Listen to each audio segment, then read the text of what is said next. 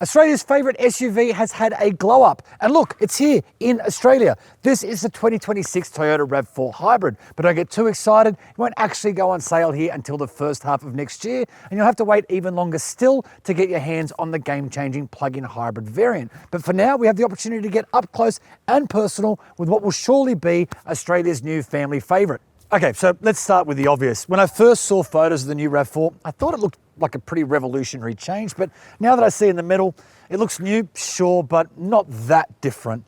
Now the big changes are at the front end and the rear end. Some models get a new perforated grille. This one gets a more blocky kind of front end treatment, but from the side, I think you'd have to be looking pretty closely to determine that this is the new one. The doors, for example, I think are roughly the same, so are the dimensions, although this pillar at the back here does seem thicker. Now the big change though I think will be reserved for the GR Sport model, which does look lower and more hunkered down and a bit more hot hatchy, but this one, well, it still looks pretty familiar.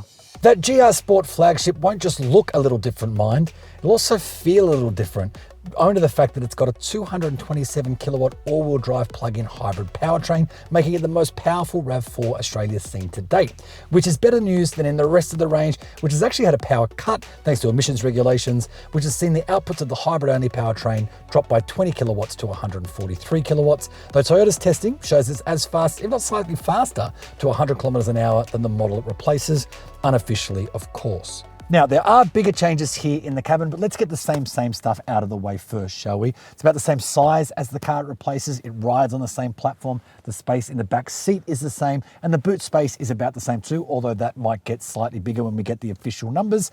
And there is an overwhelming sense of familiarity in here. There is a new look center console, and in fact, the entire dash has been lowered by 40 millimeters to help with forward vision. And there has been a pretty significant improvement to technology in here, traditionally a bit of a Toyota soft spot.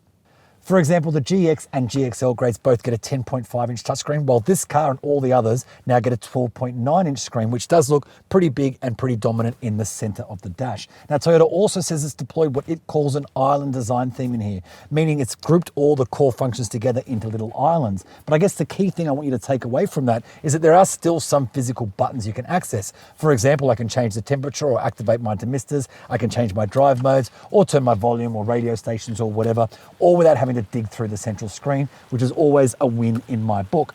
And as another option, I can also ask the car to do it for me. Toyota says it's improved the voice recognition in here, so I can ask it to direct me to a local restaurant, for example.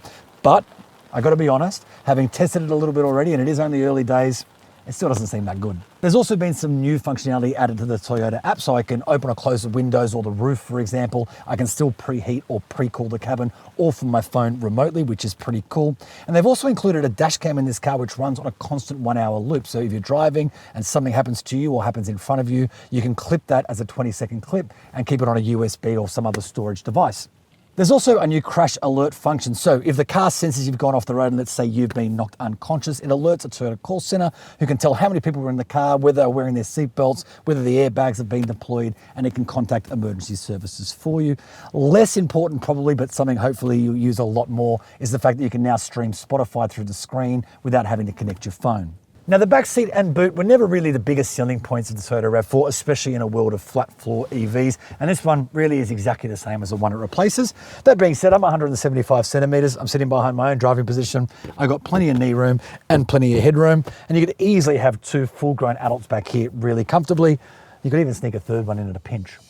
Under the bonnet, at least for this hybrid version, is a 2.5 litre petrol engine and 1 or 2 electric motors, meaning a maximum 143 kilowatts and the choice of 2 or all-wheel drive. That incoming PHEV bumps things up considerably with a 22.7 kilowatt-hour lithium-ion battery and a combined 227 kilowatts of grunt. Now, I know it's weird to be telling you how this drives without actually showing you, but for reasons best known to Toyota, they didn't want us mounting cameras to this and taking it for a spin, even here at a private facility. Still, you're not missing out on much there. Put it this way, if you're familiar with the way the current RAV4 hybrid drives, well, prepare to be not shocked by the way this one steers.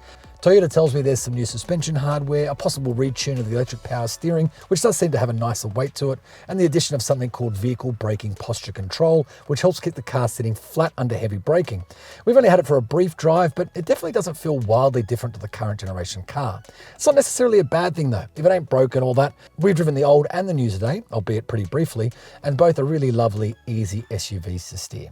Toyota's going for a two-stage rollout with the new RAV4, with the hybrid cars arriving around March or April of next year, while the plug-in hybrid variants arrive in Q3 of 2026. So watch this space, because I'm sure we'll be getting a more thorough drive of this important new midsize SUV soon.